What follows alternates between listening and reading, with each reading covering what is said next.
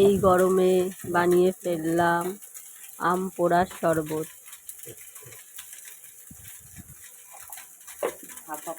দেখতে থাকো কি করে করি আম পোড়ার শরবত। গরমে জাস্ট দারুণ লাগে।